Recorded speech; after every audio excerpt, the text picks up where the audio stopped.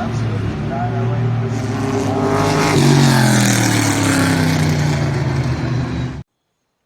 Hello everybody, welcome back to Forza Horizon 5 with another Baja build, a very familiar Baja build. You see, it's already built. As you can tell, it's got great rally fogs, it's got big off-road tires, relatively big. And that's because I already built it, and I already ran it, sort of. I got the first run done anyway. Then, audio died on two separate occasions, which is very rare that the audio dies twice for different reasons, but here we are. And this has been I'm gonna be honest, this has been the trend for the last, week, which is why you haven't seen any videos, so sorry about that, but things have been complicated. So, anyway, moving on. We got the Ford Escort RS 1600 here. I love this thing. I built it with an explicit philosophy of lightweight focus, because the two best cars that we've had are also two of the lightest cars, the Sierra RX-3 and our champion, still, the Maserati Indy car. Both of them under 2,000 pounds, and if you look at this, sure, it has 333 horsepower, but it weighs less than 1,800 pounds, with all-wheel drive and decent-sized tires for what it is. I will say, I do have, 235s are not great. I do have some advantage with this vehicle, so it's not a truly, I guess, fair run, but I'm not just gonna overlap footage of me already running the vehicle, and then Pause menu, A button select, B button overwrite back. new commentary. This I'm not menu gonna is do not that. narrated. That's just boring. Part of the fun is driving the car, getting used to it, getting the experience, what happens on the laps. That's sort of the fun element, seeing how it compares. So, yeah, we're gonna do it live. We're gonna go full Bill O'Reilly, okay? Hopefully everything goes well. Hopefully next week will be a lot smoother. I have some ideas for that. Things are coming up. Hopefully it goes well. I don't know, given the last, 96 hours, but we're gonna give it a whirl, alright? In the meantime, we have to beat a 2:26.4 set by that Maserati, which still has yet to be beaten all of these episodes later. I will say, I quite like how this vehicle handles. Again, I got one run out of it. I do like how it handles. It's not smooth, relatively speaking, okay? It's not smooth, but it's fast, if that makes sense. It's a bit finicky to get right, but once you do get it right, it absolutely flies. Good timing for that pun. Unintentional, but I'm gonna say it was intentional. Yes. Handling-wise, it's a bit on the soft side, even for a rally vehicle. It is a bit soft on the suspension front. Not necessarily a bad thing. There are definitely worse vehicles to have, but it is probably the biggest critique for me of this vehicle. You can see it doesn't like landing the jumps. It gets bounced around quite a lot. The bigger the jump, the bigger the bounce, so we have to deal with that. That is a con of being very lightweight, is that, well, you get tossed about a lot more than, say, a Land Rover Defender. Ooh, I barely got that checkpoint. That was some Datsun luck right there. The Datsun got very lucky with that set of checkpoints, too. I might be able to break even later than that. I was sort of being a little cowardly on that first run that I did, the one where the audio was just sort of muted. Yeah, it was weird. My original recording had my actual audio that you're listening to for me speaking. That footage was corrupted because of a bad file transfer. And then the game died on my second recording. I didn't realize, because I often have the game muted in order to be able to articulate things as clearly as possible without any background noise. So on my end, I didn't notice anything was wrong. On the game's end, there was no sound. At all. I don't understand why it does that either, and yet here we are. On attempt numero tres. Third time lucky, I guess. Should be working. Everything should be fine. If not, well then I guess we're not having a video because this is already pretty last minute. Don't fall off the edge. Thank you. Not a bad run. 231.3. Not a bad first-ish run, I guess you could say, ish. Leaves a bit of room to be desired. I think there's definitely a lot more speed in it if I just tighten everything up, make everything a lot smoother. I know there is. On the one run that I got before I realized the audio was dead, I did a 249.5, which would put it in a 4th place already if I counted it, but I'm not going to because it's not in this video, so it's not going to be counted, which means if I get less than a 249.5, I'm going to be very unhappy. Because I don't make the rules, I just abide by them. If they're not on camera, then they're not counted. Maybe I'll have to throw that in as a 3rd run to be a bit sneaky. No, I won't do that. I want to do that, if I don't go any faster. But I really hope we don't have to do that. That's a good run through there. We're going to keep it in 4s. We're just high enough on the rev range. I will say I do love this rev range. It's not like the LFA-powered Hilux.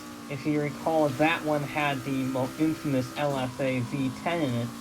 And as great as that engine was, it was sort of terrible, to be honest. Because it just didn't have any torque low down in the rev range. Now, this is using its stock engine, which means it has its stock power band. And when you modify that power band with a single turbo like I have in this case, it actually works really well. I'm astounded by how good, because some of these stock engines can be a bit iffy, certainly the older stock engines. However, this works very, very well. I'm super proud, if anything else, of the Escort's ability to rev high and rev consistently. That has been a problem for vehicles of recent. I need to hit that checkpoint. Yeah. So it's very impressive on that front. I also, it helps that it's light. The problem with the Hilux, I don't know, I blanked on that. The Hilux was very heavy. It was a big Arctic exploration truck. This is, I think, maybe a third of that, maybe almost a quarter of that. Not quite a quarter, but a third of that easily. And that's a lot of difference. That's a lot of difference. So when you have such a light vehicle, power band becomes less and less relevant. So, well, sure, horsepower and torque on itself is the lowest we've ever had in this series. The power-weight ratio is actually one of the better ones. It's not bad in any way. Which means it is just the most little go-kart. I don't know if we wanted 4th there. I hit the anti-corner cutting cacti, and that slowed me down. And the vehicle at this little weight, hitting stuff can be a big problem. That was the one benefit of the Arctic truck, apart from the surprisingly good grip, was that it could just plow through everything. That's a lot better than the 229. Thank you for not making me angry. That was a good run. I'm happy with that run. If I can do that run and just about 5% neater, we'll be golden. We're already in 3rd place, so that's very good. We do, not that. We do need to shave off a few tenths of a second. I think the Sierra did a 227.9, just under that. So we need to shave off half a second. Now that last run had a few rooms of improvement, but nothing insane. I think we're just going to have to try and go max out, you know? Brake as late as I dare, accelerate as early as I can, turn it as hard as I could. Because that was a pretty solid, that was a pretty clean, a pretty smooth run. And with some of these vehicles that rely on handling to carry the speed because they don't have the power, it's all about smoothness. So the more you push, the higher likelihood that you're actually going to be slower. We're going to give it a shot anyway, because honestly, we've already got a pretty darn good run. That was a good late apex. It carried good speed there. 125 down that straight. It's one of the fastest speeds we've ever had. Typical, right as I say, oh, this vehicle doesn't have that much power, so we have to rely on carrying the corner speed. It hits 125 miles an hour, which I think has only been eclipsed by the Bowler, the Defender 110. That did like 130 something down there, if I recall. That was a really clean run through there. Oh, I like that run through there. Look at that, 103 up the hill. Brake light, use the handbrake. I'm not really sure if that was the best line through there, but we're gonna call it that it's in the past now. Shift it down in the fourth. Not a bad run through there either. There we go. There we go. Come on, baby, you can do this. Brake late. I think I could have braked a little later, to be honest. Use the handbrake just to get that rear end swung around. Now, don't run wide. We're running a little wide, but we can turn in, get a late apex. Too late of an apex. It gripped up on me. I don't know how I got that inside checkpoint. I was there with my... I don't have a mirror, never mind. I was going to say I clipped it with my mirror, but I don't have one, so I don't know what I clipped it with. Maybe the fender flare? Either way, we made it. Somehow the vehicle gripped up on the dune, so I was expecting a slide and it did not slide. It was almost like I was saying, I want this car to be worse, so I'm going to intentionally let it slide, and then the car said, but I'm not worse, and gripped up and screwed me over, which I will say is a bit rude, car, but, you know, I kind of respect that, being so good you don't mess up. Downshift through there, carry the speed. I don't know if this is any faster. That was a good hairpin, though. All we have to do is get this landing spot on. Hold to the outside. Wait! Not the greatest land. We're a bit squirrely. A cross line at 100 miles an hour. It is almost exactly the same. We did a 2:28.5 on the last run and a 2:28.6 on the third run. Or on the second, yeah, third run. It's a very consistent car, I'll tell you that. Very consistent. All of its times, barring the first run, including the one run that was discounted because it was not recorded because of audio issues, all of those were within a second of each other. It's a very consistent vehicle, which is interesting because I don't really feel that consistent with it. It's very squirrely. It's very energetic. It's like a fly, like a mosquito. It bounces around all over the place. I like that. It's one of the most fun cars to drive. I've driven in a very long time. Normally these vehicles are either very understeered, like the Taycan Turbo or the Maserati IndyCar, or they're on the other end of the spectrum and completely numb to drive because they have just so much grip and they turn in so robotically you don't feel anything. This is a little balance of both. It gets some understeer if you push it too hard, but it is very playful at the same time. That's because it is so light. It's basically a very powerful little go-kart. It's not fast enough.